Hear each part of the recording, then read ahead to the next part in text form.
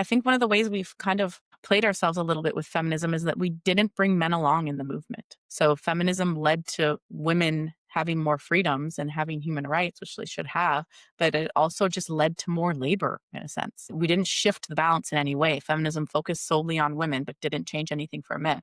We didn't really do a job in dismantling patriarchy. Patriarchy still exists. Patriarchy impacts men negatively also, to be very clear. Although men benefit from it, it also negatively impacts them. It's not really good for anyone.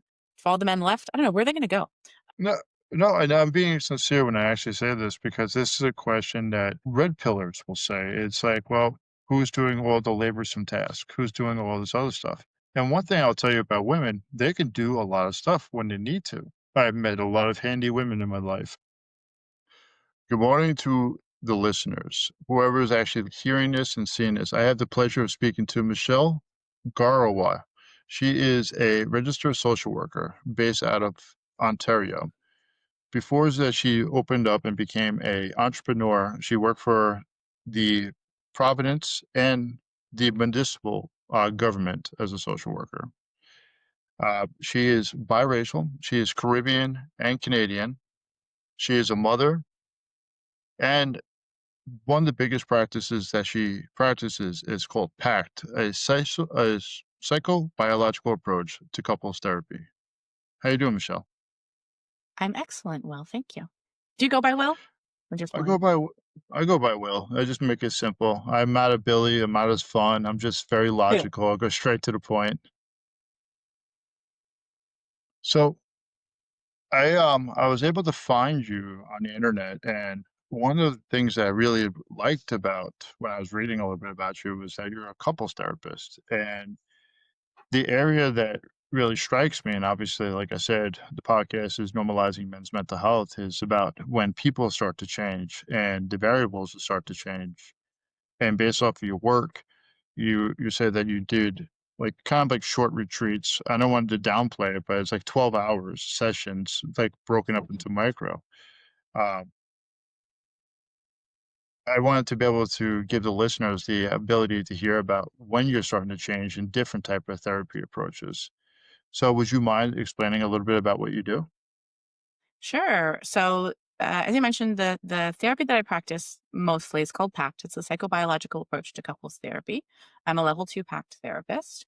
I'm also trained in other couples methods. The traditional one a lot of people know is the Gottman method. I'm level 2 on Gottman method, and then I'm trained in emotion focused therapy, which is EFT, attachment based, which is pretty well known also. But the training I did is specifically um, Caribbean informed EFT. So it's for supporting people, tailored to support people from the diaspora who are in the Caribbean or for Caribbean practitioners also.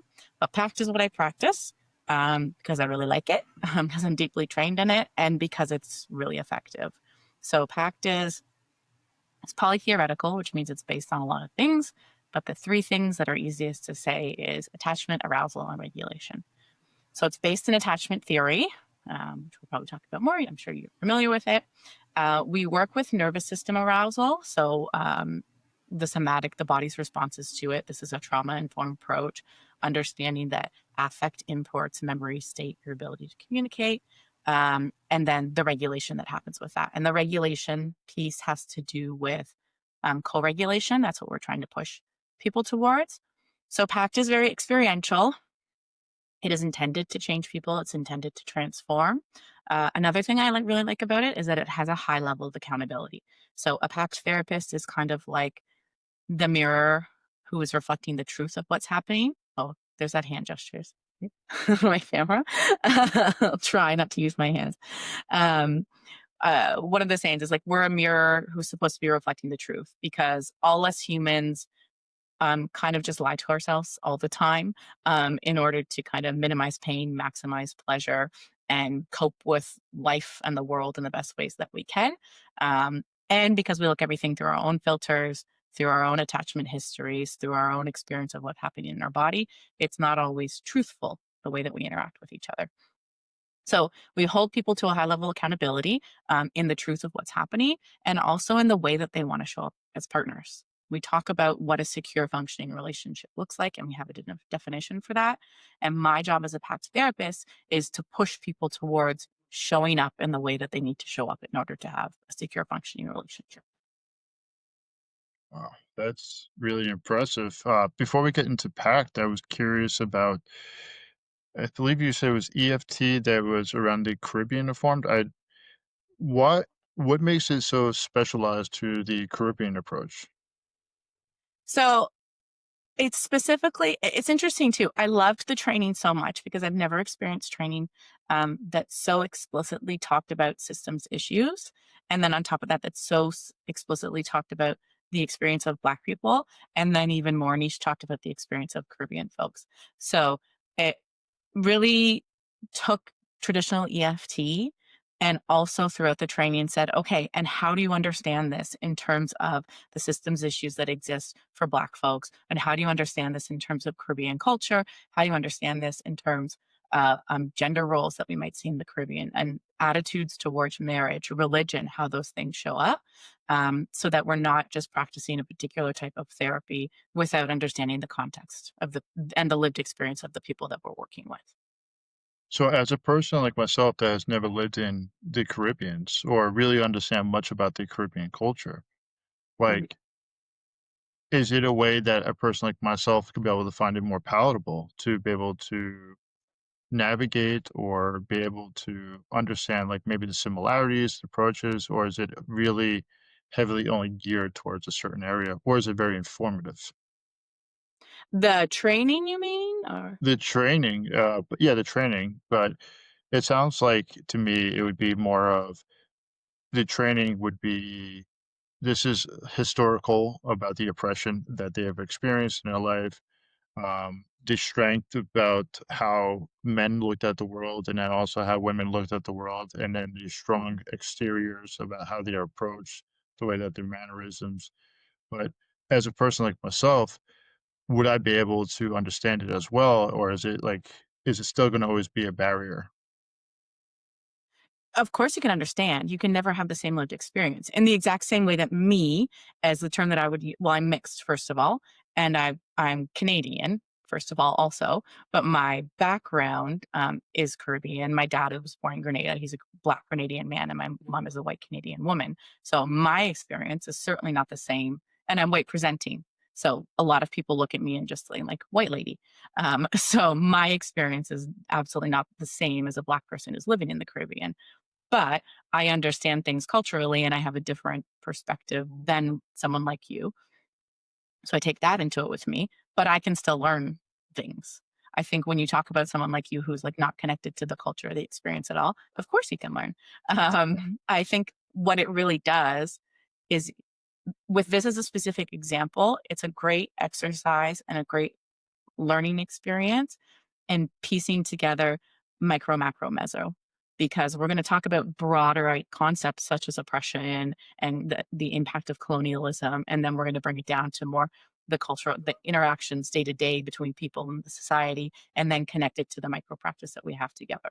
So just that, you apply that a cultural lens, any cultural lens to the therapy that you're doing is going to make you a better practitioner. Wow, that's fascinating. So I appreciate you being able to share that because, and obviously, like the lens that I'm trying to go towards is actually trying to help out men. And the reason I was Mhm. asking also have female counterparts is because of how radioactive we are.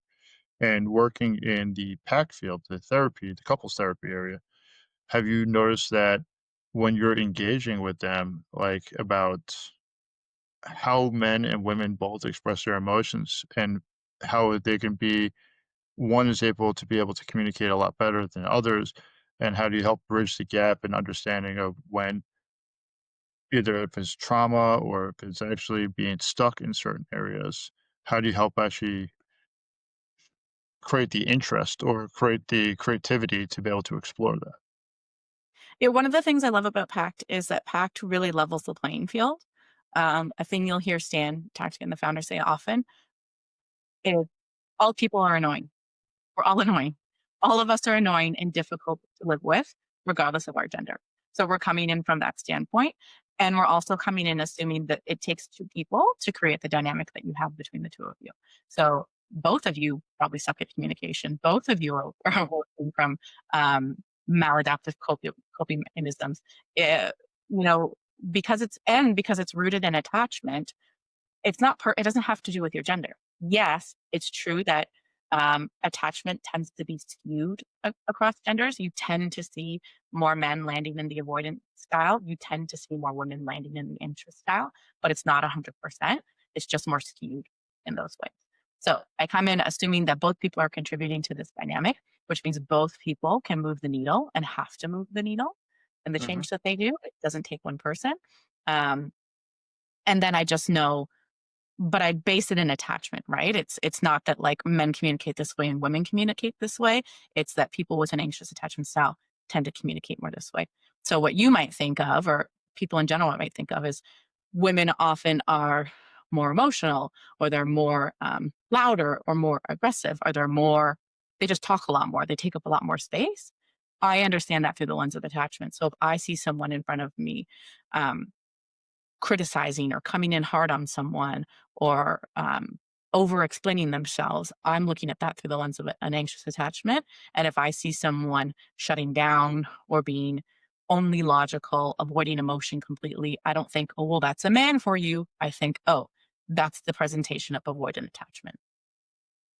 I think that's an excellent way to be able to view it because I've in my field of what I've been working with, and then also people I speak to on a normal basis, and even the literature I'm learning about, it's interesting because if we communicate in a certain style where we got so conditioned over the years, for instance, let's say combat vets, where you are turning off that emotion where you're using anger or rage as a fuel source. And we are pressing that button because we understand it and then helping them be able to pull back from just one emotion or two or three emotions, be able to understand the spectrum of emotions.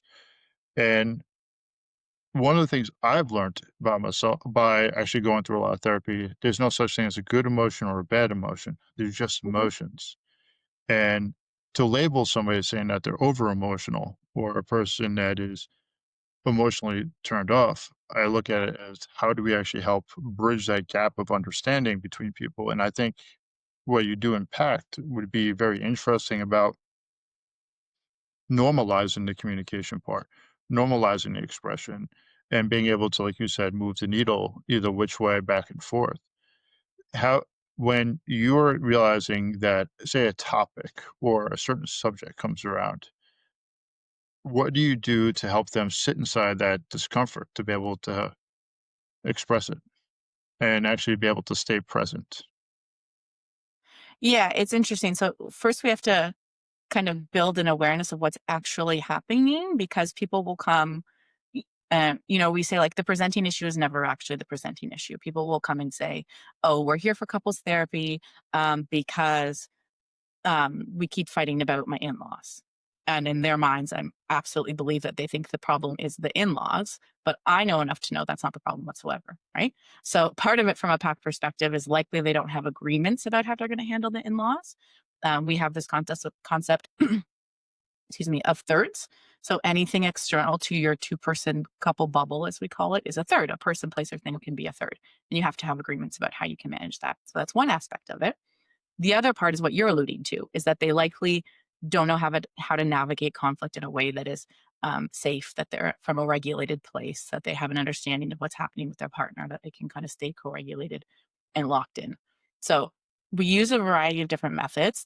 I always like to do psychoeducation. I think the clients who like me and are drawn to me, they appreciate understanding theory, and they appreciate understanding like why I'm doing what I'm doing, and they like a little bit of the academic piece of it. So I do use psychoeducation to explain some of these things. And then we make it really experiential. So we have to start with, we figure out whatever's working in front of us. PACT, we call it the show me therapy. So whatever's happening right now, that's what I'm working with. We're going to do it live and in person. And it can be different techniques that help people to um, really become more embodied, to bring awareness to what's actually happening inside of them. Most people don't realize when they're in conflict if their heart rate's elevated, or if their muscles are tensed, or if they're leaning in or leaning out, or if they've come to like a more hypo-aroused state. They just have no awareness whatsoever. So we have to start with that awareness, and then we have to actually have them experience have a corrective experience in the therapy. So it can be an experience of resolving conflict or of just being vulnerable and being appropriately met and held in that vulnerability, and doing all this with multiple things happening at the same time. So if I'm teaching them what might be more like a Gottman style, you know, what people typically think of as like communication skills, like just a different way of saying it, but they're saying it a different way while also monitoring their partner's affect, while also monitoring the somatic responses that they're happening, and then coming out of it on the other side. So then when people do it and they come out on it and they're like, oh, phew, okay, I'm okay, I did it, all right.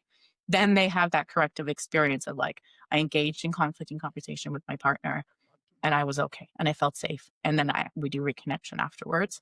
And then they leave with their body having that experience and knowing that it's possible to do it differently. Hmm. It's It a lot. sounds like it is a lot. It's just like, wow, like all of a sudden discussing this real time, being vulnerable in front of a stranger, a paid stranger, to be able to see, hey, this is some of the areas, this is some of the dirt, and this is how we've been communicating when we're actually around tough subjects or something that we don't know how to navigate. Um, how often do you get people that come to you in the beginning of the relationship or pre-marriage before like this stuff becomes extremely volatile? Not as often. So people do in general tend to come to couples therapy like too late. So they come, if they had come earlier, it would have been easier. That tends to be.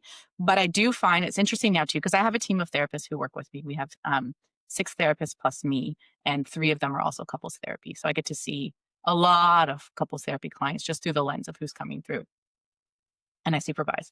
So a lot of younger people are coming in earlier on in their relationships, just with the awareness that, like, listen, relationships are tough. We're all messed up from our parents. And we know that it's going to be hard. So we want to come in and we want to figure out what's best for us to do. So we do, and more lately too, we're seeing younger couples who are coming in like a year into their relationship or at the point where they know that they want to get more serious and they just think, yeah, let's do this. And particularly people who've done individual therapy before. They just know the value of it and they know if we're bringing 2 people together with our histories, we have to do intentional work on it.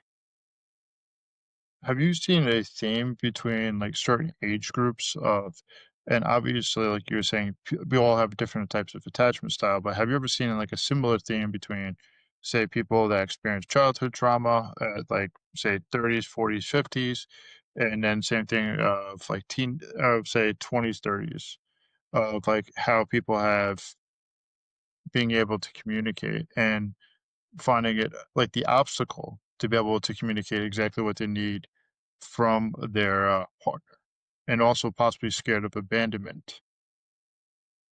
Yeah, but I wouldn't break it down by ages. I think it really does come down to attachment style because I mean, across the ages, fundamentally, we're all humans. We all have nervous systems and brains and hearts and bodies that we're walking around in that haven't adapted very much over the centuries. So that's really what's going to cut across everything. I think the only things that come with age are I've worked with couples who have been together for like 20, 30 years, and that just takes a real long time because they've spent 20, 30 years in dysfunction. So it takes a little bit longer to unravel it. Um, but other than that, the real differences um, are like if you see people who have a disorganized attachment. So if they've come from an environment of abuse or neglect, or perhaps grew up with a parent who had addictions, that takes a little bit longer. But other than that, like the themes that we work with are really universal. It's the human condition for needing connection, needing belonging, needing care and love. So the age you are, the gender you are, that doesn't really matter. That's humanity that we're working with. Interesting. I guess the follow-up question I would have, and it's probably the same answer, but I know the Canadian has the army and actually has quite a big footprint over in Ontario. Mhm. The Have you noticed about the way that combat veterans, for you guys to speak, have you that so if you wouldn't mind expanding on that, because obviously it's not just an age group, but it's also a area of people that have obviously this attachment style of not really showing emotion. Like, do you ever what are some of the challenges about working with them when you're actually working with their partner? Yeah, I think that the thing that comes to mind. So there's common things that everyone, or I hope everyone would know or that would come to mind thinking about trauma, the exposure to these situations, the difficulties with those things, right? And I think about this when I think about working with first responders also, if it's police or fire or things like that. There's shared experiences in that. But the thing that comes to mind for me when I think about it through the couples lens and the relational lens is just the sense of loneliness and isolation that comes with it because you've had this experience that um, most people will never understand. And there's no way to really communicate that in a way that you can feel fully seen or heard by someone who's like just a civilian and has never approached those things or seen those things. So I think there's even more work there around helping those folks to develop their own self compassion and show up for themselves in the way that they need to, and in an even stronger degree because they have a true like an objective sense of loneliness and isolation in a way that another person just can't understand. That's the typical clients that I work with is combat vets and other vets, military sexual trauma. And what I've noticed is that they have this longing to want to be heard and seen, but Yeah. they're so shied away. And even myself, before I was able to give up control of my verbiage, was I didn't want to traumatize the therapist. I did not want to be vulnerable in front of a female because then I feel weak. The I did not know how to articulate my emotions, so why would I actually go to that place? Because I didn't feel safe, and all these other barriers of I don't want, but I need to be heard. I need to be seen, and some of those, like, conditioning, because like, I could see this where, when I think about intimacy within a partner, a lot of times people, especially men, they think about physical, where women think more about the emotional side. And realistically, getting into that real intimacy, which is not always physical and it's not always just emotional, but to actually be seen and present. And is there like a way that you go about it? Because you could tell both of them to love each other, but to be able to give each other space while like holding on and understanding when this person's now learning how to navigate Pandora's box when they start opening. Is there any ways that you can be able to teach each other to be able to sit in that discomfort for a little bit longer instead of just saying, you know what, I want it now. And now when I have it now, I don't understand it. Yeah, I love this. I'm thinking in two ways. The first thing you said about your experience and the people that you work with, and then couples. So your experience as an individual and the people that you work with, the way I go about it and what I think about, absolutely, that's like the fundamental thing about humanity is we all want to be seen, valued, loved, just like someone recognizes that I'm here and that I'm worthwhile. Where I go to when I'm working with individuals is, do you do that for yourself? Are you capable of being an empathic witness for yourself? Are you capable of showing up for yourself with self compassion, of taking a raw look at your own experience and story and welcoming all of that in and still holding it and still loving it for yourself? Because that's what's really transformational. That's what brings you the comfort to be able to have the conversations. Like it's on both sides. We know like the therapeutic relationship is the most effective part of change. So when you do get to that point where you're comfortable with being vulnerable in front of another person, that's your experience doing it relationally. But a big part of that is being that loving empathic witness for yourself. Hmm. Hmm. So there's that. Now that does translate into couples therapy because what you see on both sides, if I think about what would typically be the man's experience, is there's a fear of showing up in that way because once you see inside of me, you're going to see how terrible I really am. You're going to see all the darkness that's in me, and you're not going to love me. You're not going to want me. So I'm just going to keep it shut down.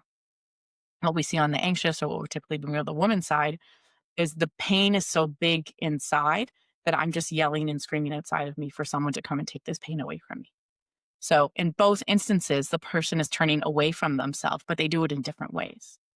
So there's work around understanding what that pain is. In fact, we say our job is to locate and amplify pain. So it can be a very unpleasant experience sometimes because my job is to just find pain and stick my thumb right into it and amplify that so that we can work with it and we can mold it and we can move through it, right? So we got to figure out what that pain is for each person. And then we got to figure out how it's showing up within the dynamic. So each person always has their own work to do on welcoming, embracing that pain, understanding it, being able to move through it, and being able to really tolerate, as you said, tolerating the discomfort of that pain. And then you have the work to do for your partner with accepting and understanding what their pain is, and then making your decisions informed on that. So if I know that my partner is sensitive to criticism, I'm going to be thoughtful about the way that I phrase things. If I know my partner is sensitive to abandonment, I'm going to be thoughtful about my presence and my connection and checking in and not leaving and doing these things. So you're always doing um, personal work and relational work at the same time. So there's a couple of things that come to my mind, especially when I don't say it's too late when they actually do the last ditch Hail Mary, what we call over here in America, a football term, Hail Mary, the last like throw out there, or the last hoorah, the last try.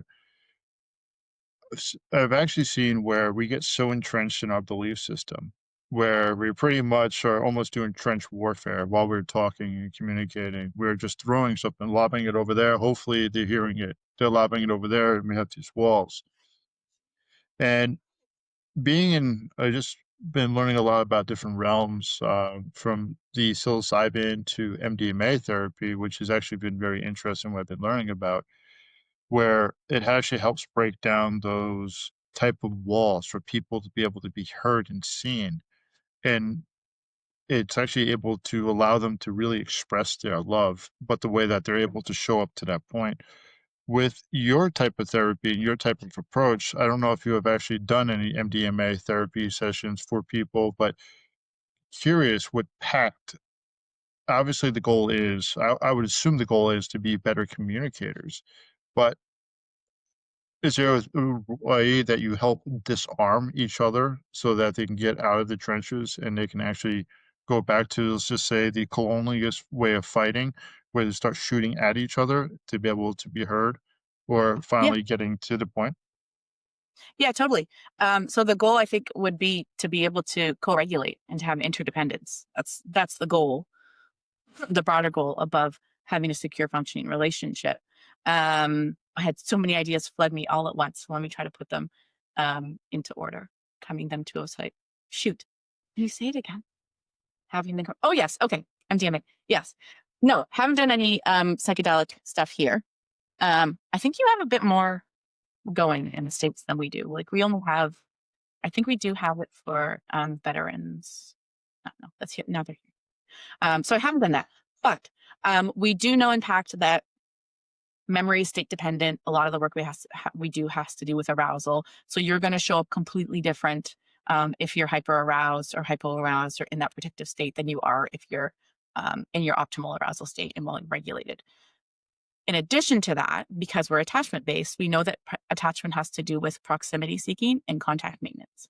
So proximity seeking of like how close I want to be with you. So if I do a fun exercise with a couple and I ask the anxiously attached person, okay, go move your body to the place where you feel most comfortable. I'm like, really? I'm like, yeah. They go sit in their partner's lap. They're like, this is it. This is great. I feel good right here. This is exactly where I want to be. Like in their skin feels good for me. And when I say to the person with the avoidant attachment, where it feels good for you, and they're like, this is good. Like reasonable COVID distance away feels good for me. That's great. And even that is kind of eye opening for some people of like, oh, okay. Like, and people really personalize these things. When your partner doesn't want to touch me or whatnot. It's like, no, this just feels safe for me because my attachment style has my proximity seeking at like this or at a distance. That's what feels comfortable for my nervous system. That's where I can feel in my optimal arousal state. And then the contact maintenance is like how long I can actually touch someone for. So the person with the anxious attachment will like wants to wear your skin and walk around with you all day long. That feels great. That's perfectly fine. The person with the anxious attachment is going to be the first person to let go of the hug, to want to leave, to want to go to their quietness. So we can play with those things. We can do exercises that involve moving people closer or further together, holding contact for longer, holding eye contact, changing the tone of our voice, those types of things to stimulate a different response in us. So that's as close as we get to using drugs. But we can get people into kind of what's close to a hypnotic state through those methods. Interesting. It's while you were talking about people getting close to want to wear their skin, not like Texas Chainsaw Massacre, but the yeah, like somatic. And then you have the people that are more like say physically touch, like avoidant. It's hmm,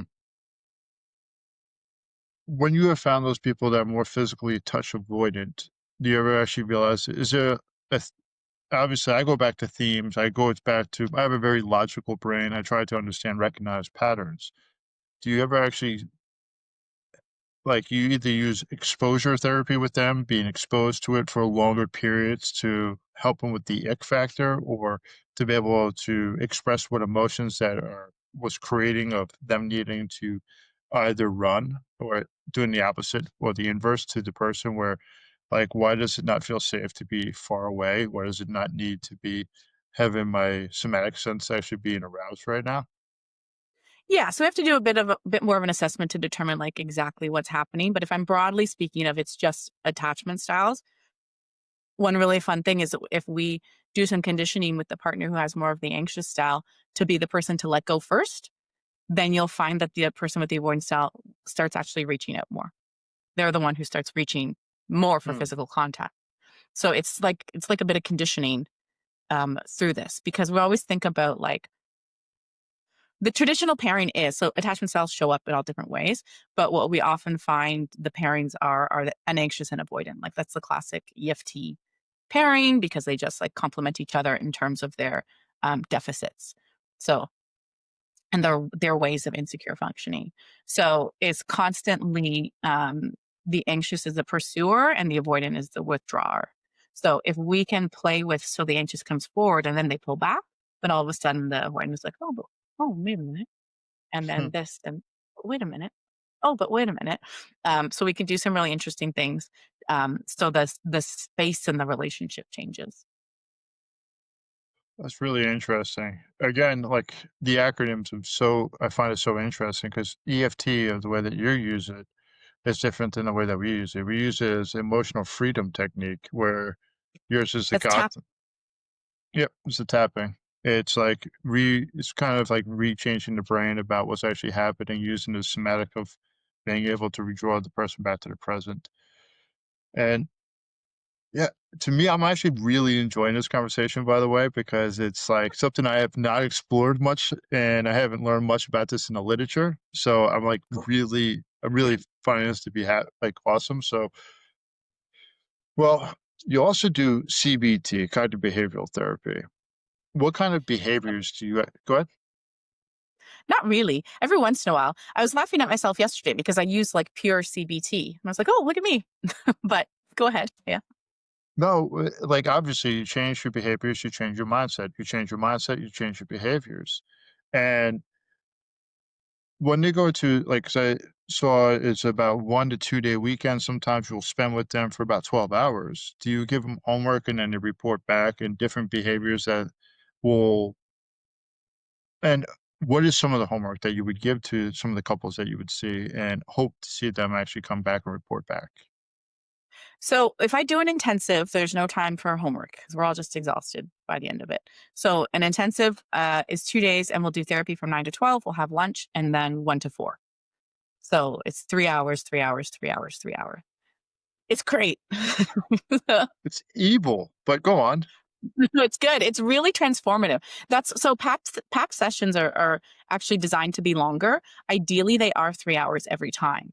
And that goes back to what I started with about that people lie, like to ourselves, because we come in with our defensive and our protective mechanisms. So we kind of have to tire people a little bit so that then they're kind of short on resources. So they don't have as many resources to use their usual paths. So we kind of have to tire people out a little bit. So then they're just more truthfully just like reacting and responding in a way that's not thought out. So pact is longer. Now, intensive, yes, are longer. And there's no homework because we're just tired. But at the end of an intensive, I do leave people with a summary of all the agreements that we've made because they're always going to come up with agreements. we tend to cover we cover attachment, we cover window of tolerance, we cover what we call shared principles of government, agreements about how we're going to operate, broadly speaking, creating a shared vision and shared meaning. We talk about emotion regulation. We talk about understanding differences in like brains, basically, information processing speed, whether I'm more abstract or more literal or more linear, like appreciating those things. So there's 14 areas that I cover that I can't remember all of them right now. So by the end of it, we're like tired. So they leave with the agreements we've come up with, areas that we still want to work on, specific language we've come up with, perhaps things like that. So that's an intensive. And then they leave with like a workbook with further things that they can go on. In regular couples therapy, the homework's really situational. Depends on what's in front of me. Depends on the couple, and it depends on like where they are in therapy. So we do prefer that people, like, as I said, to show me that we're doing therapy in therapy. I'm not just talking to you. You're doing things in there. And then it'll be like, take something that we worked on in there. Often in the very beginning, if I come with couples who are like just really locked up, the exercise can be as simple as, when you go home, try your best to be aware of what you're feeling and just say to your partner, I am feeling anxious. That's it. Yay. Good job. That's it. That's all I want you to do for a week. Another one I often say is like, I want you to be a detective. Start paying attention to changes in affect. Look at your partner when you're having conversations and you can write it down. You can just make a mental inventory. Hey, I just noticed every time William, just before he gets angry, his nostrils flare. Wonderful. Yeah, we're starting to build a dictionary of how you operate, because we talk about having the operator's manual to your partner. When you know them, then you can respond in ways that are appropriate for them. So it can be as simple as that. Sometimes when a couple is like skilled enough, I can ask them to do, okay, I want you to go home and I want you to create an agreement on this thing, go through the process, talk about it, etc. By the time you come back, have this sorted out, things like that. Well, I was actually thinking about quite a bit when you were saying that. So we have, I don't know if you guys have service dogs over there, but we have service dogs, therapy dogs, and emotional support animals. And this woman over here, her name is Dee Dee Baker. She's in charge of Dog Tag Buddies. She's the CEO of it. But what she likes to do is to teach people before they have a emotional reaction, like, hey, this is what the end product is. And then teaching a dog these different traits of this is where he starts to or she starts to go off. And Cool. when you mentioned about William's nose flaring, it was like he's before he gets angry. And what she would do, and I'm curious if you do this too, where it's like, what are the emotions before this? How do we actually start to disrupt this? Is there a key word to be able to say, hey, time out? So your nose flare, what's going on? Before I keep asking these questions that now prompts this reaction. Or all of a sudden you see William's nose flare, and then all of a sudden it's just because he had a bug that flew up there. And then all of a sudden now you're on guard and trusting that everything's going to be safe. Yeah, you're thinking about it in the exact right way. That's what it is. So there's two pieces. One of them is that once people do build that knowledge, then I have them come up with agreements and practice language for when that happens. Because people will think, this is what people would think they would do, is like, oh, okay, I see the nose flare, and they'll be like, oh, you're getting dysregulated. I think you need to take a break. And then you, who's already getting pissed off, is like, you don't tell me how I feel. And it doesn't go well, right? It just escalates things. So in session, I'll say, I want the two of you to have a collaborative conversation about giving each other permission to intervene. What's that going to look like? And what are the words you're going to use? And then we play it out. Like, we do a lot of playing it out. We do a lot of role play. That's why it's fun to do, right? A lot of psychodrama. So you're pissed off, and I say, hey, I think we need a timeout. And then you can sit with them, like, okay, yeah, I think I can handle that. That'll land well. It's always better when you give someone permission to intervene on you, right? So in the session, we'll have people role play, test out different language, see what feels good, shake hands on it, come to an agreement. Okay, when we get into conflict, and whoever is the first to notice is the one who's going to say it and intervene. And this is something we've already agreed to. So because you've done it beforehand, you're not trying to figure it out on the spot. It goes a lot more smoothly. And I forget what the second part was. The agreements when I see that happening. Yeah, and I think just the awareness of the other thing that's important. So the other thing we can do is actually map the attachment behavioral system. So that's an exercise that I do with people, and I'll have them pick a specific trigger. So for example, when William rolls his eyes, well, that's it. I'm gone. Um, but usually what happens is people think the process is William rolls his eyes and then I'm yelling. But there's a lot that happens underneath that. So, oh, see, I We don't know got how a to work close it. up. We got a close Yeah, up right now. You might need to scroll around the other way. there you go. Okay, Perfect. my God. Okay. I was trying not to talk with my hands. I made it a long time. Okay, so people think it goes from that one to that one quickly. But what happens is my partner rolls their eyes.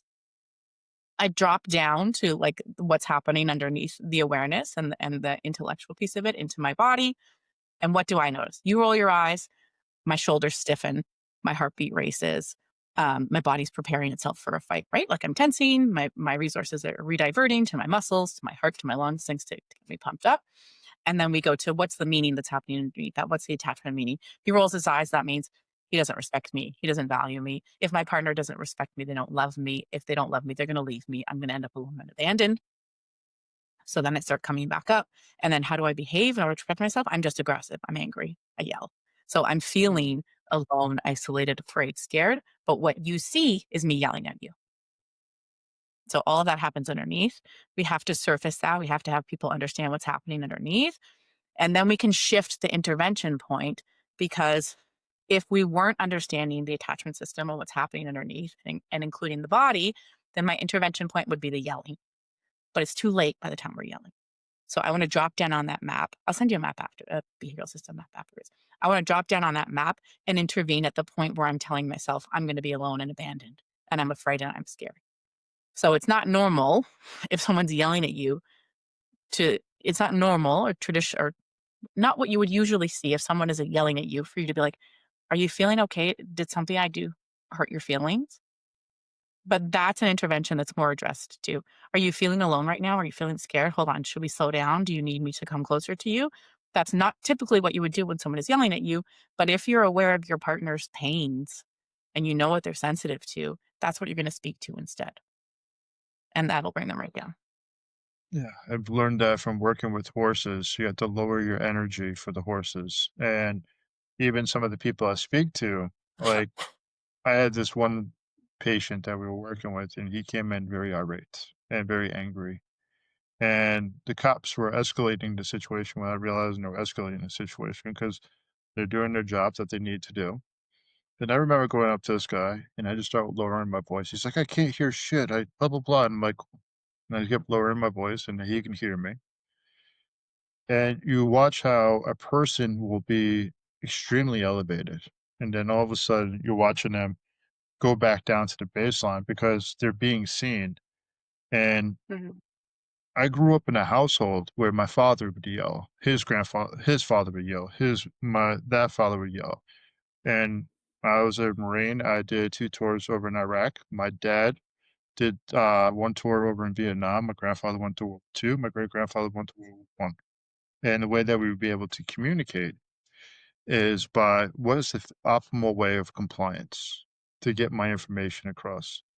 And obviously, that's an individual way of decoding or uncoding, or not decoding, but actually reprogramming the way that we're actually looking at this. And that's also teaching our partner to be well aware that this is him cooing. This is him being like a baby and he is panicking. He is frantic. And how do we able to adjust our situation? Mhm. Because obviously, like you just said, yelling is not something that we usually go towards. We usually run away. And I think about this because quite a few of the people I have the pleasure of being able to help facilitate or be able to understand that how do we be able to express our emotions in a healthy manner? By doing it in a couple, they're not able to understand or fully physically feel what's happening inside our body, but now being able to give these cues, like, again, I said, I'm loving this conversation because it's actually helping me understand different techniques and different patterns. What got you involved originally into becoming a social worker? Oh gosh, my origin story. Every social worker has an origin story. So, but I'll try to do a compact one. Okay, I think the simplest way to explain it. Um, so I first wanted to be, I thought it was like generic. I wanted to be a lawyer and I wanted to be a child psychologist because you think that's what it is. That's a child psychologist because I was a child, so that's what you think. And then I actually wanted to be a police officer for a little bit. Hmm. And I ended up doing my undergrad in psychology and criminology. I did a double major in it. I think the biggest influence for me heading down this path. So I was actually resistant to doing clinical work for a little while because my mom has significant mental health issues. So that led me in this area, but I didn't want to do therapy or clinical work because my experience had only been with pathology. Like it had only been with complicated mental health issues, suicidal ideation, hospitalization, and I was like, that's not for me. That's not fun. I don't want to do that. But I worked in the realm because that influenced me. So I started off as most social workers do with crisis lines. I worked in a halfway house. I worked in what our welfare program is. It's called Ontario Works for a good amount of time. That's where I spent most of my career. So in social services, but not direct social work. I always knew I wanted to do my master's. I just left school. If I could be a paid student, that'd be good for me. But I truthfully, I had a really different idea in my mind about what social work is. And I think it's the idea that the general public has that social work is like either stealing children. So like it's child apprehension, it's children's aid, or it's like, you know, blankets and hot cocoa and being a nice person. So that's the idea I had about social work, which is completely wrong, completely misinformed. So I was thinking more my master's in public administration or even my MBA, but I was supervising students and I was saying to the program coordinator at a conference one day, I'm trying to figure out what I want to do for my master's. I love the systems piece of it. I love the human piece of it. I love research. I love policy.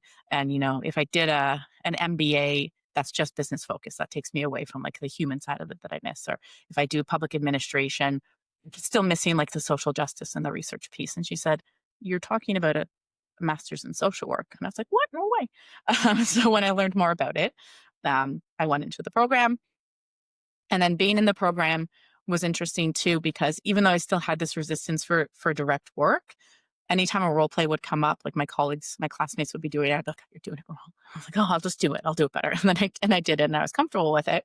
And then it finally wasn't until my advanced practicum, which I did with a social innovation group. So they go in and they do ethnographic research in not for profits or like the work that I did was working on an Indigenous justice research program, research project. So we did embedded or ethnographic research with folks experiencing the justice system. So we're in jails, in courthouses, in homeless shelters, on the streets. And then we did another project with temporary foreign workers. So it was actually, sorry, not temporary foreign workers, the living caregiver program. So mostly women from the Philippines and the reunification process with their children. So it covered the social justice piece, it covered the mental health piece, it covered the policy, the research piece. And then my supervisor there is actually an anthropologist, and we became great friends. Danielle Kramer, she's wonderful. Her mom is a PACT therapist. So I was having a conversation with her mom about I'm moving more and more towards this. Now that I'm actually in social work, I see what it is and I love it.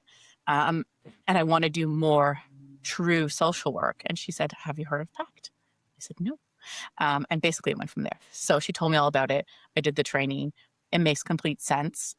It changed my own life too in terms of resolving my insecure attachment issues, giving me language to navigate things differently, helping me become a better partner, a better person at relationships. So everything kind of just fell into place the way that it was supposed to. It's You have had a huge passion. You're well thought out. You are very logical proceeding, and you do have a very nice heart to you. The reason Yeah. I ask you this question of why did you get into this field is because the lens of how we were able to help out people. Hmm. And one of the things that you said before we jumped on and demonstrated is how different ethnicities have been impacted or the way that we look at stuff, but then also our own personal experiences. Like I shared my personal experiences, just a hair. And how are we able to influence people and their change? So I appreciate you sharing that. And the couple probably have a few more questions because I don't want to take up too much of your time because I really do appreciate the value of it. I'm not going anywhere anytime soon. Yeah. All right, perfect. So, what are some of the things that you could say to men and women about the benefits of helping guys, boys, men start to change their perspective and start to open up? And what are some of the positives?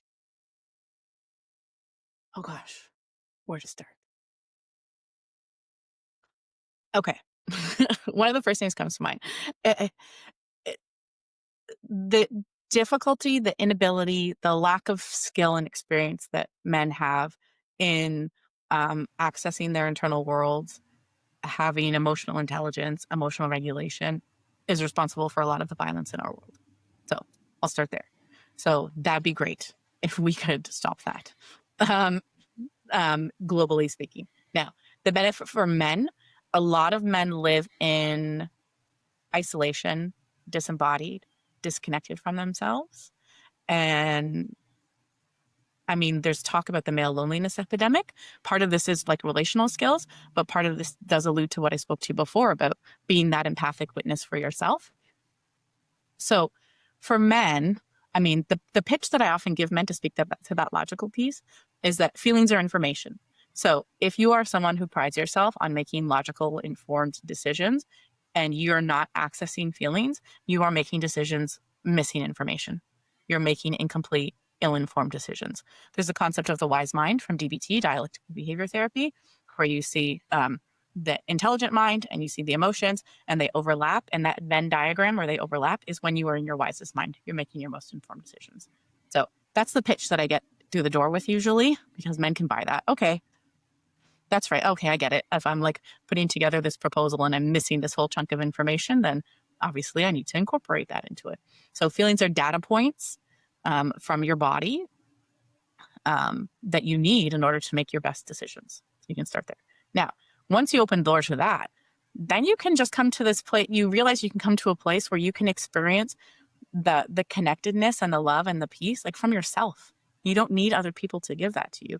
We do need other people for interconnectedness, but you are capable of having that sense of safety, connection, love, steadiness that you're longing for from other people within yourself that lives within you already.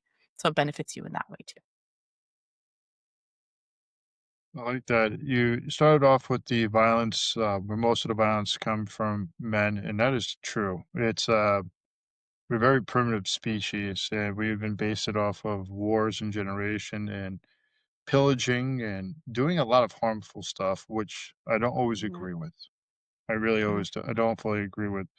But we are learning these behaviors from our fathers, our grandfathers in history. And like the thing, even like today, the Crow Reservation, they do honor people that go to war, and they praise them, but to go to war, you have to fight alongside the white man, and then you're actually casted out about that, and it's still mhm, praised in certain types of culture, and, the reason, again, why I'm actually trying to really normalize the communication of it is because these patterns of violence, anger, served us up to a certain point. And now, since we have been able to live in a society that is becoming much more structured, where we have a lot more time, a lot more autonomy, we have the ability to really look within because we have, like, we're not working 12 to 16-hour days. We don't know if there's going to be feast or famine. And I'm not sure if we're gonna be able to keep the lights on, where we're living in more of a society where we could be able to have the human experience. Like, I believe if we start to be able to understand what we want to say and live inside the wise mind where the emotions and the logic is, we'll be able to live a lot healthier. But we have Mhm. to go through a lot of different types of trauma, from generational trauma to generational racism to being able to love and be compassionate, to be able to break old patterns and behaviors that have been generationally there. And again, this is why I'm trying to get this message out here to hopefully agitate enough people, or 1, 2, 18, I don't care, to want to get help to be able to realize that they could be part of the change and a part of the healing. Yeah. Yeah, and my perspective and the perspective of all therapists who work from a trauma informed perspective and who understand, like, how humans actually work, is that the things that we do are for protection. We work to protect ourselves. So even if it's not getting you the result that you want, I can look with a compassionate lens and understand that this makes sense for you, this way of operating makes sense for you as a way to protect yourself based on what you've experienced, and based on conditioning, right? It's all based on conditioning. So I can see that, you know, violence or anger is the way that you're gonna show up because that's what you've experienced in your life, but also because men too live in a system of patriarchy and a system that tells them that the acceptable feeling for men is anger. So that's where you should go. So it's yeah, it's definitely work for all of us to kind of break that down and to realize too that generally speaking, in North America, we are safe. We're not under constant threat. Your country has got a lot going on right now, that makes that a little unstable. But still, generally speaking, we have a standard of living where we're not constantly under threat. But a lot of people are living as if they are. So we need to bring some reality to that and settle, like, match our bodies and our nervous systems to the experience that we're living with daily. You're right about what you said about my country, or the country that I live in, the USA. We are being hyper aroused of our emotions. They are creating a way of a frequency to create the volatility, the discomfort, the distrust. Yeah, It's that's intention. it is. They're using starvation techniques. It's something that's absolutely nothing new. The Europeans did this to the Native Americans when we came over here. We separated between the king and the people, had them overthrow it, to what, like, special forces do in different countries to destabilize the government. We do that here through social economics. We do it through our own people. Some people could say it's a grandiose scheme of it, but at the same time, with all this crazy amount of frequency, it's just look at a microwave. What it does, it actually heats up the water molecules and makes them vibrate at a higher thing, and they start clashing into each other, creating friction and heat. And that's exactly what's happening inside our society. Mhm. And at the same time, it's right there at the lowest level of the Maslow hierarchy. It's actually destabilizing that for a lot of people, especially the ones that get hyper focused into the news. So they're not able to get into self actualization, self realization, or even be able to understand about themselves. Yeah, and this is what we're up against, right? So, as a therapist, this is why social work is so important. I'm like, I stand for social work all the time. Like, you cannot do therapy from an individualist perspective because that is not the reality of the world that we live in. I truly believe pathology does not lie within the individual. It lies within the systems that we live in. So, how could you possibly do therapy without having a systems lens, without discussing context, environment, history, all of those things? It wouldn't. You're not doing anything. I agree. I appreciate that. That's some really amazing insight on this. And I'm honestly going to take quite a bit away from the conversation that you and I have had. And I want to say I really do value your time. What is a message that you would like to give to the world? Oh gosh, just a small question. I really think, it is possible to live a peaceful, loving, secure, fulfilling life through the insights, the self-awareness, the self-development that come through understanding how you're wired as a human being, understanding what your emotional and relational needs are, and stepping into vulnerability and risk, and being willing to learn a different way. I really think it's possible, it's there, it's just, the learning, um, and the other important message too is that we're designed for interdependence. We're designed to rely on each other. We're designed to be connected to each other. That is our wiring, and we can't keep dishonoring that. Like, we have to step into that in order to actually live the way that we're intended to live. Michelle, I appreciate it. You're extremely bright. I love the fact that one of the biggest things that you wanted to add was that you're a mother. We don't hear that enough about being a parent. Is actually one of the most Mhm. honorable jobs that we can ever do in the world. And I look forward to actually talking with you sometime soon. Thank you. Cool. Thank you. I really appreciated this. Thank you. So I just had the pleasure of just talking to Michelle right after we hung up the thing or the line, and I asked her what was some of the questions that she wished I asked, and she said to me, more questions more focused towards men, and I was very cautious about how I was asking the questions because it was attachment style. And then she said she wanted to record this, so I'm jumping back on, just give you guys a little bit more feedback. So Michelle, tell me a It's the little bit after. more. Well, I think it's important, even though I said it's after style. Sorry, even though I said it's attachment style is skewed along gender lines. So we do tend to see more men fall within the avoidant attachment style. And from my perspective, that is because of systems and structural issues. So the avoidant attachment style manifests itself through a learning that your needs don't matter. Like, in simplest terms, just to break it down simply, right? The avoidant attachment style tends to have more childhood experiences of not having their needs met, or having them be inappropriately met. So when we have your needs met, when you reach for soothing, when you reach for connection, you don't get it.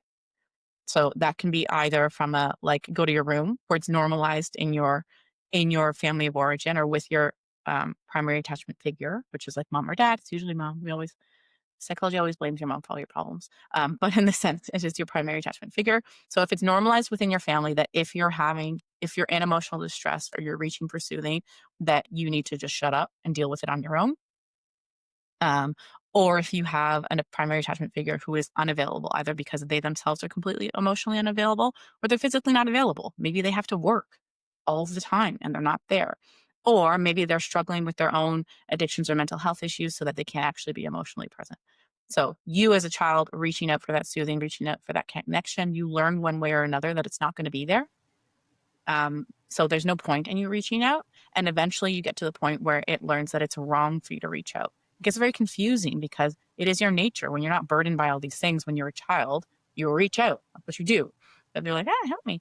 Um, so there's that urge that always lays within you for that connection, but you learn from your family of origin that you're not supposed to do that. So it leads to this, like, well, obviously there's something wrong with me if I'm reaching out for this, but it's not normal to reach out for this, which leads to you not building those skills of emotional connection, not building those skills of knowing how to ask for help, not building those skills of naming what's happening within you, having your internal world be connected to someone else, having that soothing, regulating experience.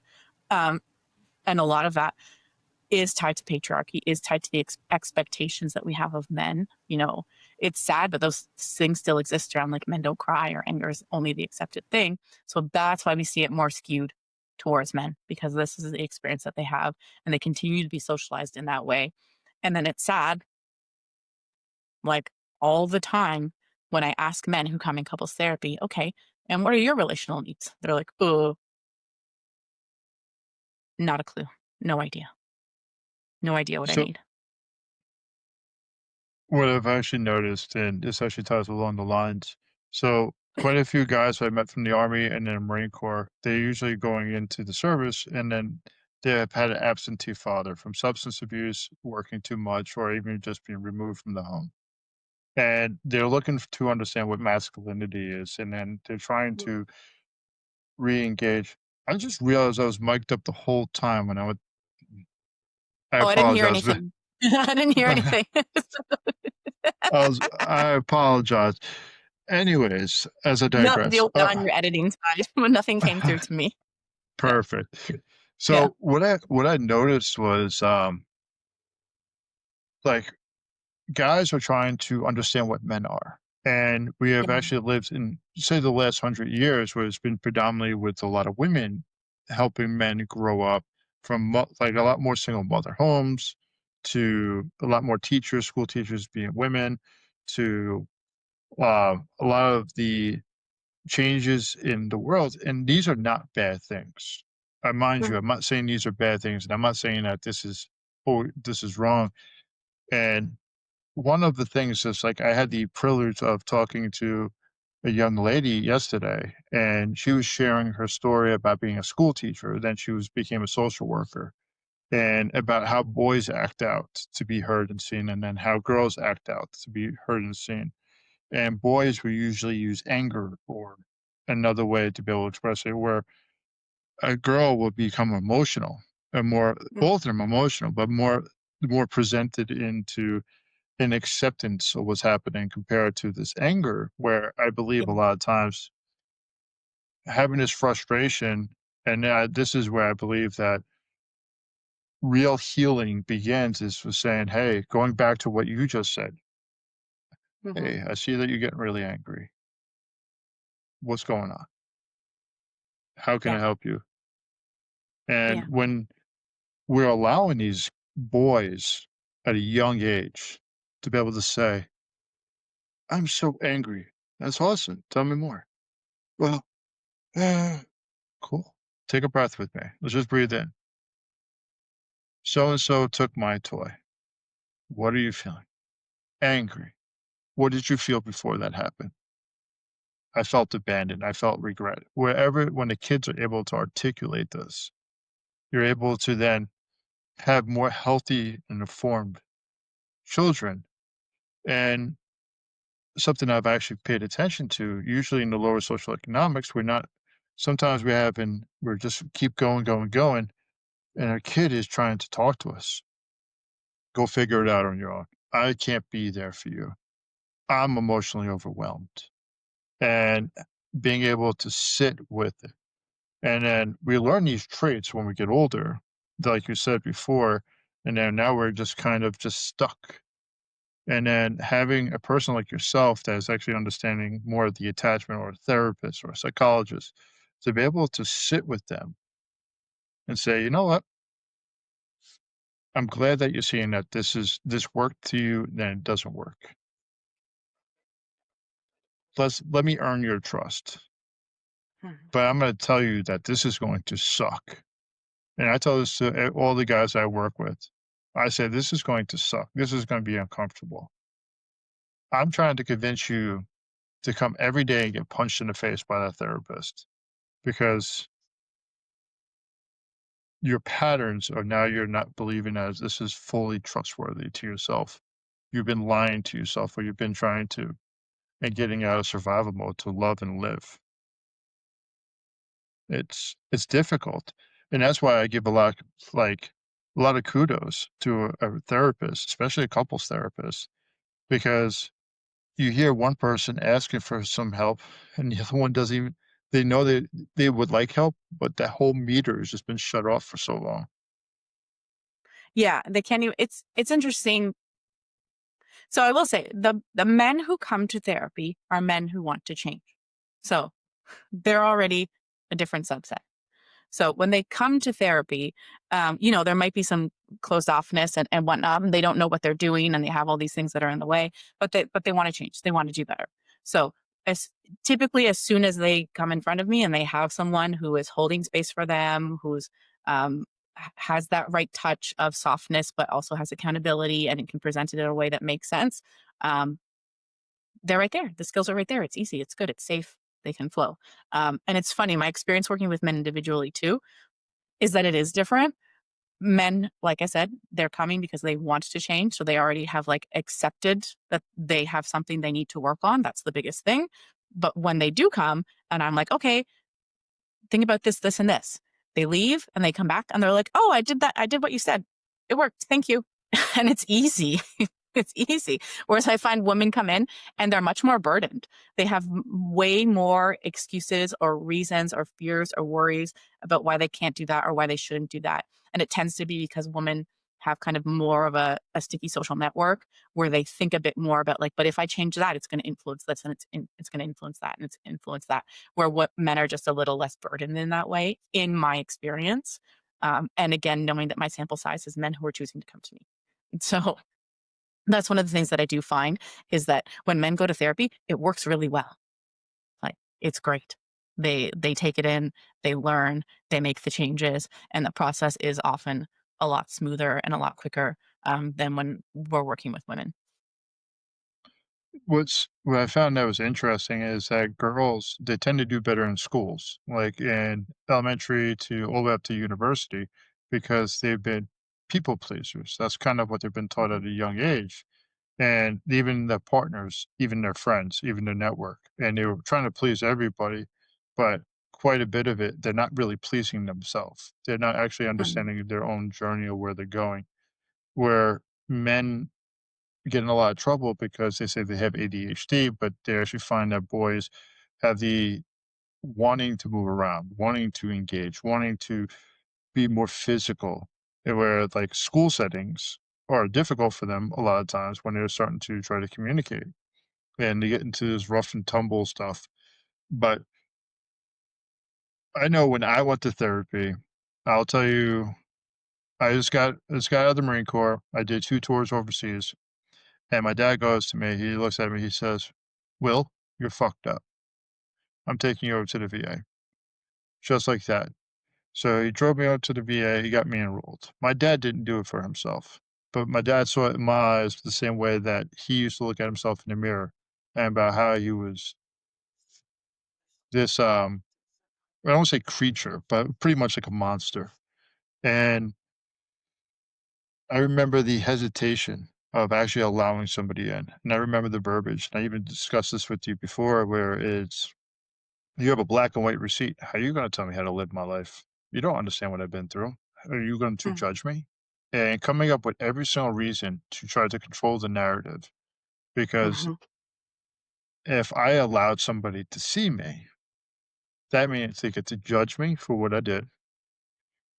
I'm judging myself already for what I did. I'm judging myself for the trauma. I'm judging myself for my actions.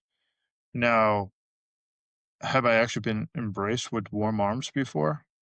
Physically, yes. But emotionally, here's that bottle. Go ahead, go drink, go enjoy it. mhm, How here's the substances. Go ahead, go do that. But to share it, to suffer in silence is a huge thing where it becomes this cultural norm. And the fact that I've seen this with non-combat vets, I've seen it with combat vets, I've seen it with just regular men that actually experience trauma, their behaviors. And The the the interesting part and the thing that I always find interesting, because I found this to be about myself, but I find it also with people, is I ask them, I say, "If I was able to take away all your trauma right now, what would you do?" "Well, I'll do this, this, and this." And then they're like, "Actually, I don't know." I mhm, said, "Before you start answering, what would you do?" "I don't know." Well, and then I ask other people, I said, "If I took away this part of your identity, you're no longer a combat vet. You're no longer this attached persona, this attached identity. Who are you?" Like being looked at by another human being, being able to say, I honestly don't know mhm, because I have been living this life. I have been living up to this persona for so long. I don't know who I am. And you mhm, see the scaredness. You see that little boy start to come out. And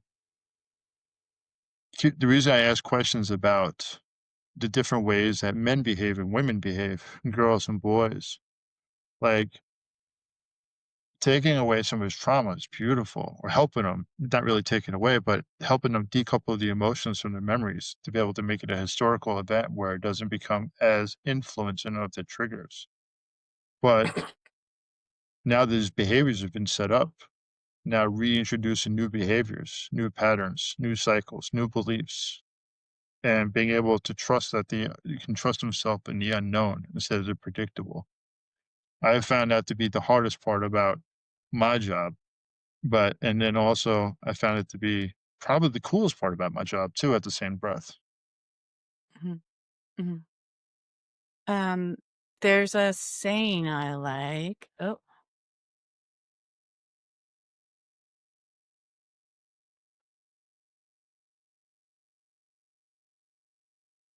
yeah.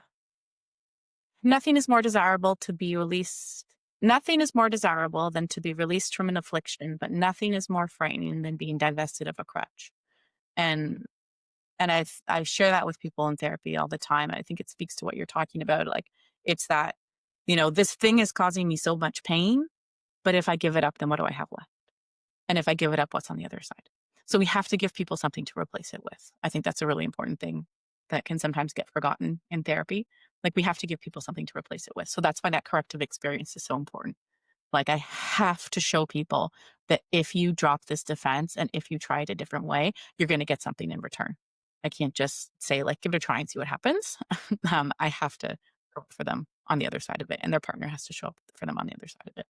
It's interesting. I can speak to like the common ways that men show up, like you've talked about, that kind of get in the way of relationships. One thing that you talked about that you said just now that sparked my mind. Oh, I would name what you talked about with the fear of showing that you messed up and you made these choices. Men will often equate um, a singular failure with being a failure. And for so many men, competence is really important. It's really important to me that I'm good at everything that I do, that I'm a good husband, that I'm a good friend, that I'm a good partner, that I'm good at my job. And they cannot suffer not being good at everything.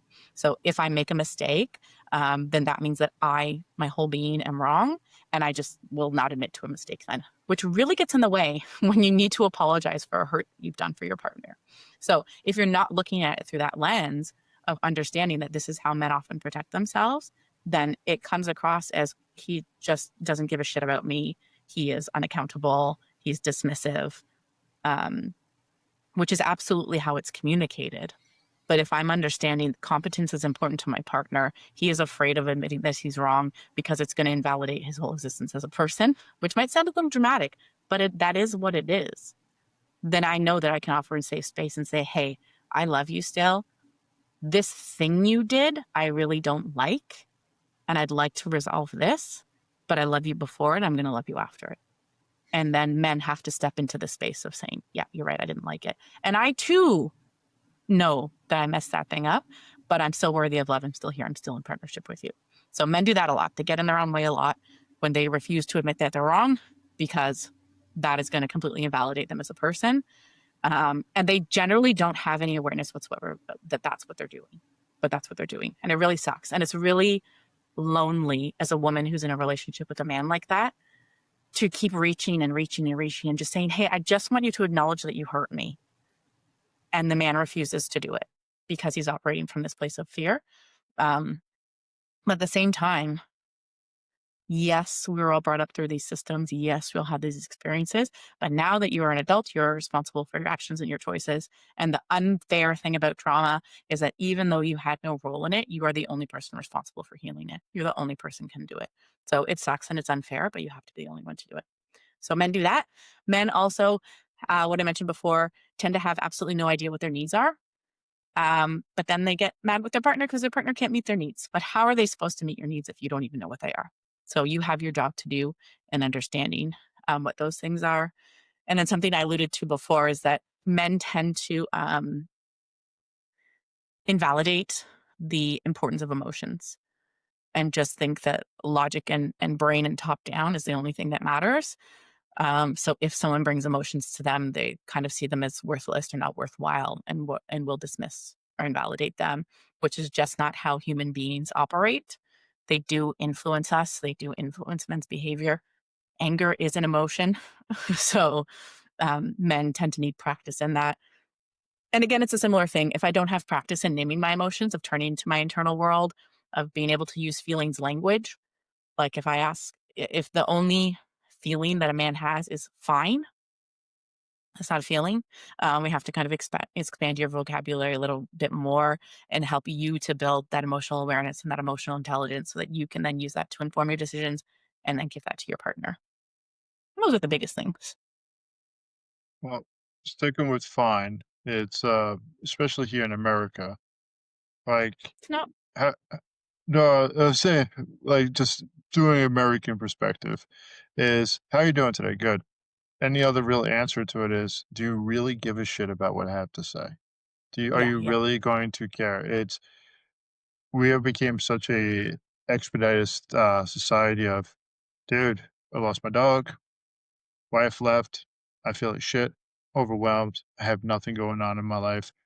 Dude, I come home every day, drink from the bottle, I'm tired, I'm exhausted. Dude, all I ask you is how you doing today?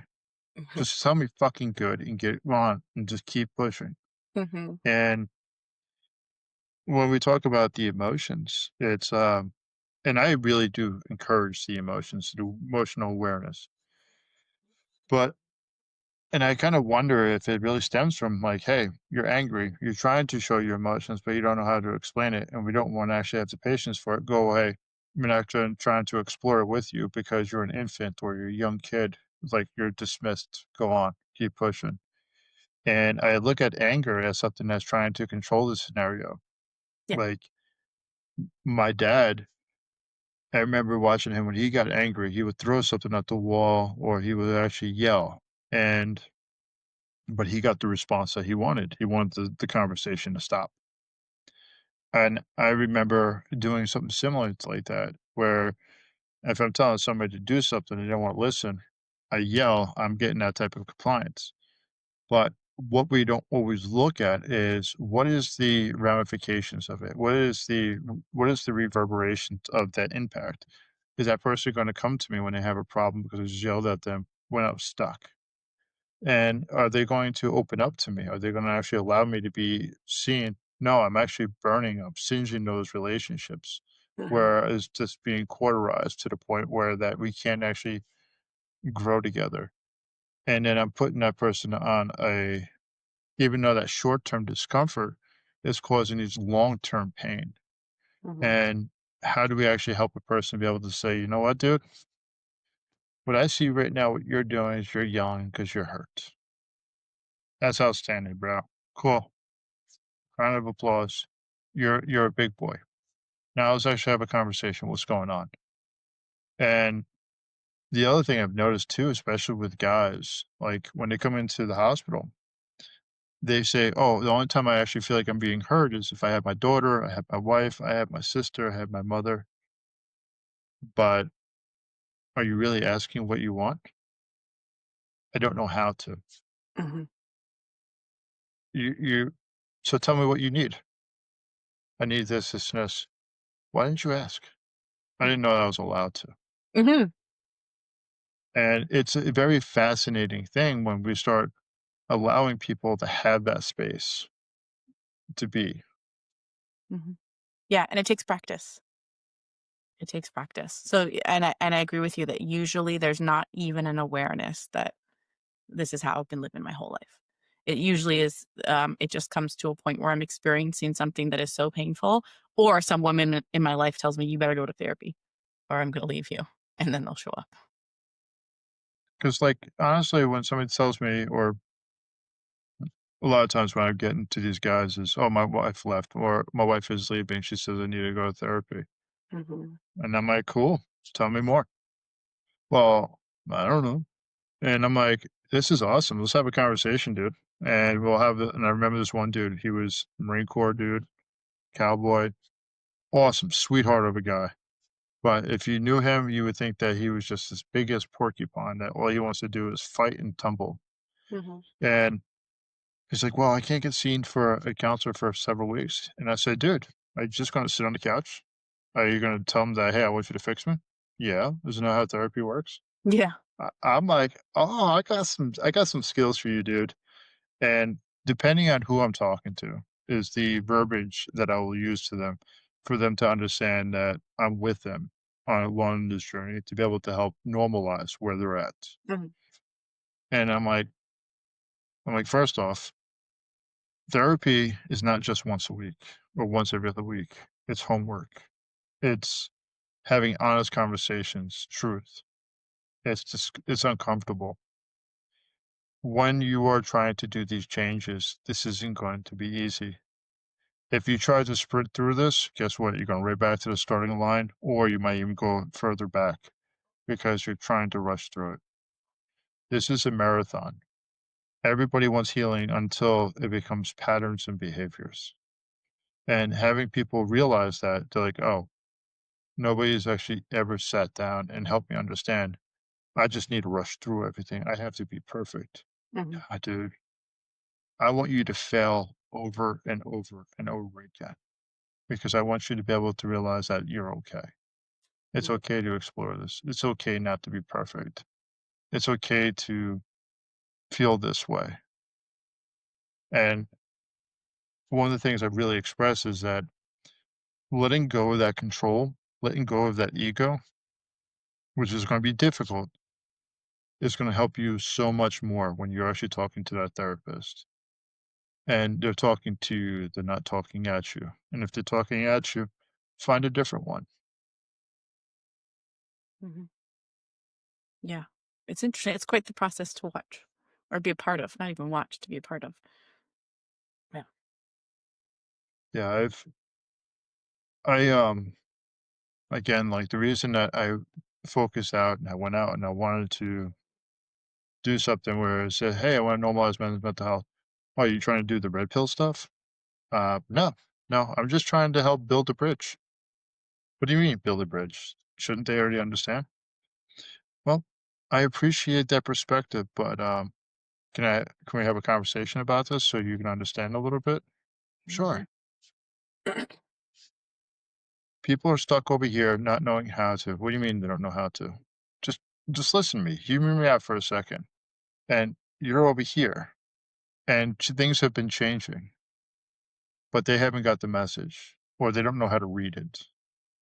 Let's actually help them decode it so we can actually have a more of a civilized society. Let's actually understand that we're both talking at each other, but we both want to talk to each other.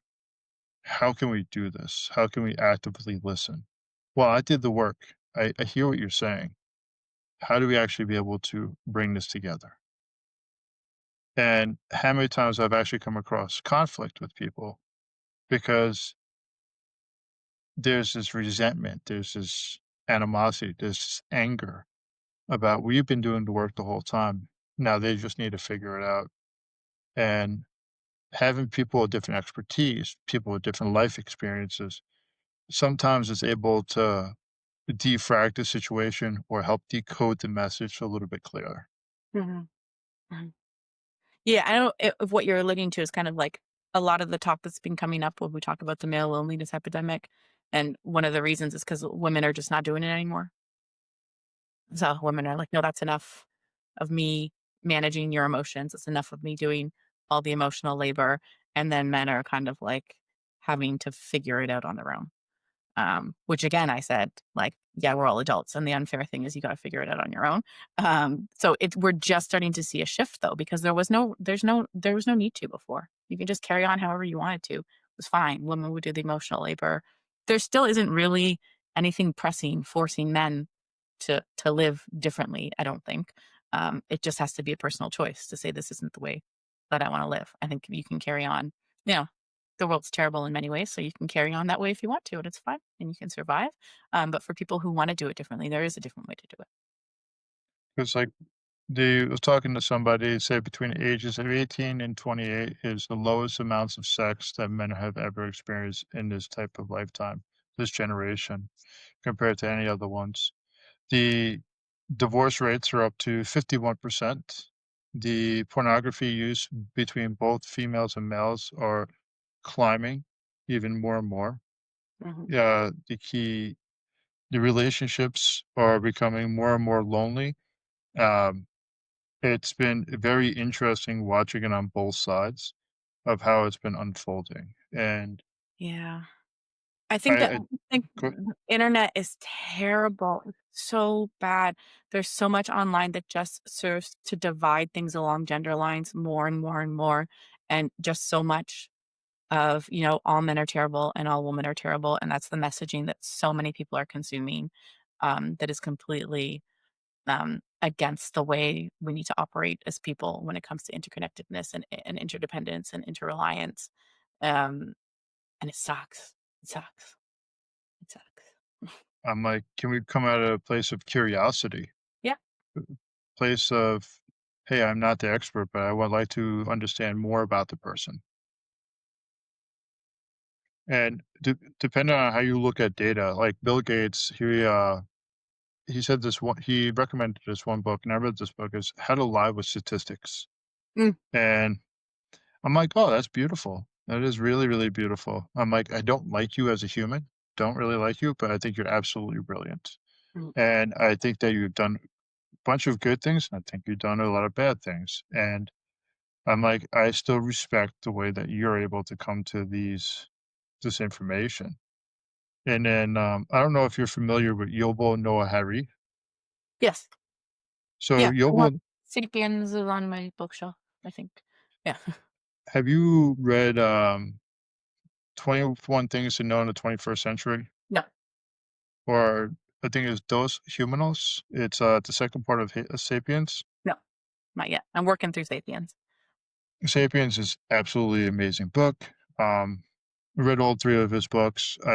But one of the parts I don't like when I've actually listened to him speak sometimes is we're using AI to be able to take out people's choices without realizing that they have those choices. Mhm. Where they will do an artificial ad of AI ad, say Coca-Cola, and depending on how your eyes are looking at a person, it will either gear a woman or a man towards you, or a transgender person. And the way that they're looking at sending out the information of actually taking out a lot of different choices based off of how our algorithm looks. Like what you look at YouTube compared to what I look at YouTube, it's gonna be very different. There'll be Yeah, people's lives similarities. are shaped by their algorithms. Yeah. Mhm, mhm. I But wonder go ahead. if I was just curious if there's anything only because I have to leave in, like, 15 minutes. Uh, I'm curious if there's anything else you think might be, useful or informative, particularly for your audience, for the men who listen to you, or that you would be curious about. so what I'm curious about is that, hmm, obviously we have the cultural norms, we have the history norms. How do we actually help show the how do we actually help not just show a temporary change, but have a long lasting change? Mhm. And how do we actually not have it go back to the instant gratification of, hey, I got her to start talking to me again, or we start dating again, or X, Y, and Z, and not just trying to appease, but to actually have long lasting results? And is there a way to be able to do a self discovery analysis and not reverting back to who we were? Yeah, it's interesting the example you gave too when I was thinking about the conversation just a minute ago we had about the loneliness epidemic, and so many of the changes or the reason for change has to do with men's access to women. So the only reason I'm going to come is because I'm not having sex or because this woman broke up with me, right? So my only motivator is so that I can have access to women.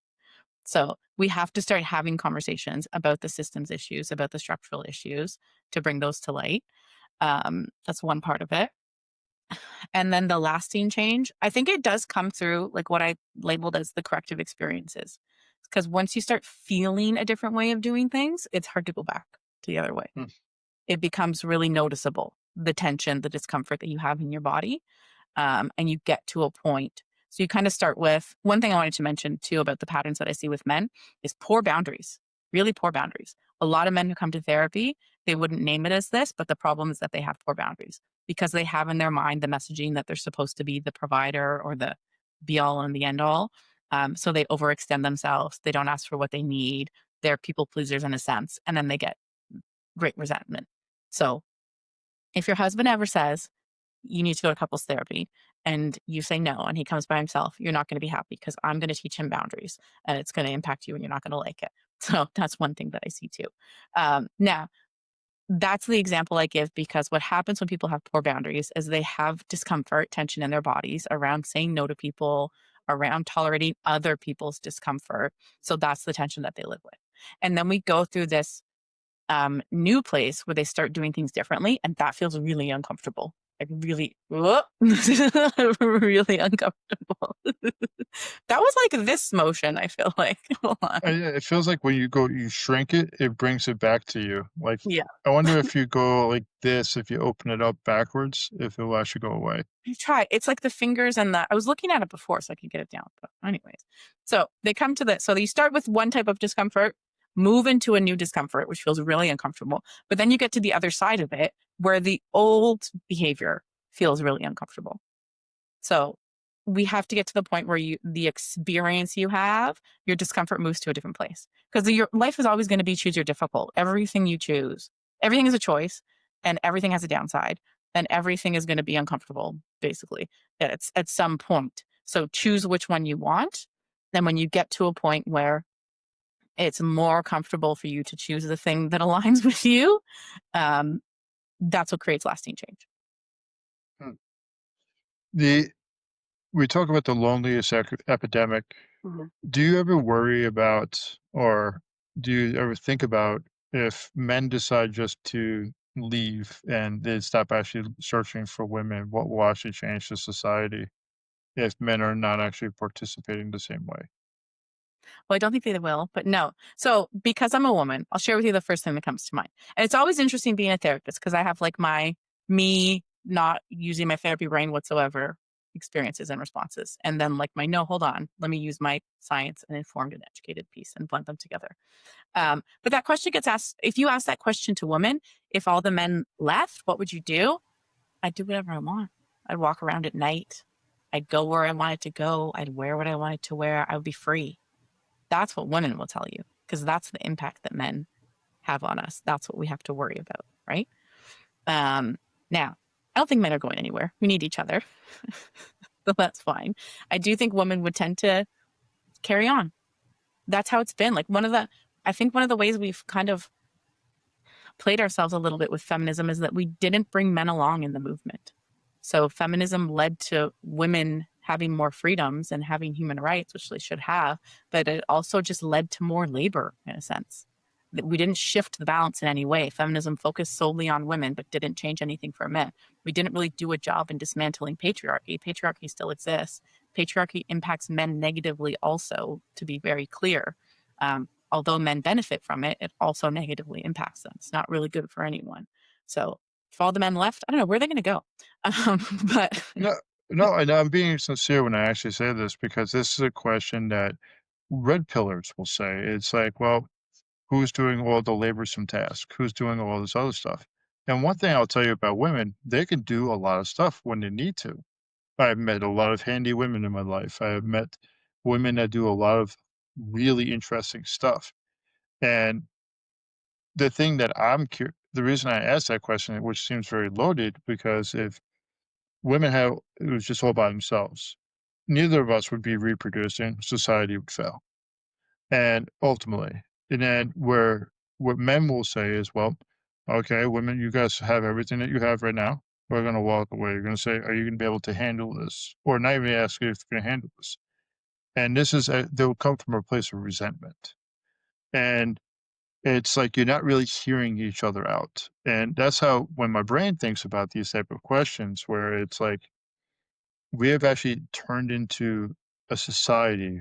It's an experimental society of where we're finally at. And we have been experimenting with the human race all the way up until today's day and age, where we're building the boat while we've been driving it or sailing it.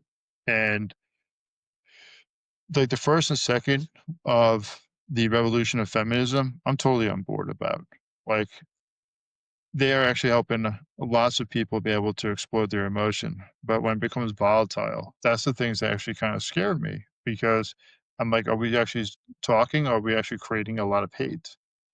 well, the And question is designed to have someone devalue an entire gender, right? That's what it's designed to say. Mhm. So I hate it from that perspective. It's also designed again, like this is patriarchy in action because it's designed to say, well, men build things. That's the purpose of men. So that's what we need men for, which is absurd. Men are diverse. This is funny coming out of my mouth, but men are not one thing. Men don't serve one purpose. Men don't only have value in one avenue. So, like the question, it's nonsense. And it's red pill content for a reason. It's designed like that on purpose. It's designed to be divisive. It's designed to incite hate. It's designed to do nothing more than that. FYI, I'm not red pill by any means. I know that loud and clear. Yeah. but so, because like what I want to like try to get at is like how can we all heal together? Mhm. Because there has been a lot of trauma. There's been a lot of issues, and a lot of it's been built off of corruption and distortion and manipulation. Like, we could look at church. Church has actually manipulated, distorted, destroyed races of people and the indigenous, the African Americans, the Muslims, all around the world. And but we could say, is it Christianity or was it the church? And at the same time, men built this stuff. This is the patriarchy. Like, was it certain people that really distorted the angle? And can we all heal together of how we all screwed up in our own ways and actually be able to start to heal? And again, like I want to do is build bridges of healing because you said quite a few things I had no inkling about. Mhm. And I'm actually really happy to hear about because, like I said, I really enjoyed this conversation because I didn't think about you tiring people out, 3-hour sessions, and then all of a sudden lunch, and then all of a sudden you get into the next session, you're already fatigued, and then you're getting a little bit of rest, but now you're like, "Holy shit, I did 6 hours and I'm exhausted. Now I got 6 more hours today, and I'm gonna get kicked in the face over and over again. Is Michelle gonna let off the pulse, or she's just gonna keep pushing at it?" And I think it's beautiful. Say again? Military tactics. Yeah. And I think it's obviously it's a beautiful thing because like when we start looking at different perspectives from different angles, like honestly, as much as I hate the red pill, I Mhm. want those people to heal.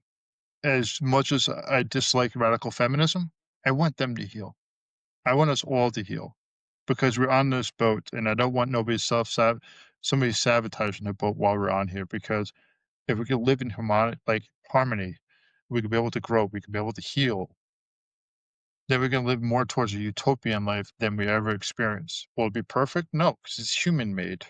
How can we actually keep improving on it? Mhm. Some big questions. I'm trying to do my part. You're trying to do your part. That's what we can do for now. Well, Michelle, like I said, I appreciate it. I look forward to talking to you again. And honestly, what you're doing is amazing. Like I said, I like the books. I like actually the whole vibe of it. I wish I had more of that, the artistic mind. Well, I appreciate it. Hopefully the conversation was okay with you. Yeah, I loved it. I appreciate it. This was great. Thank you. Thank you.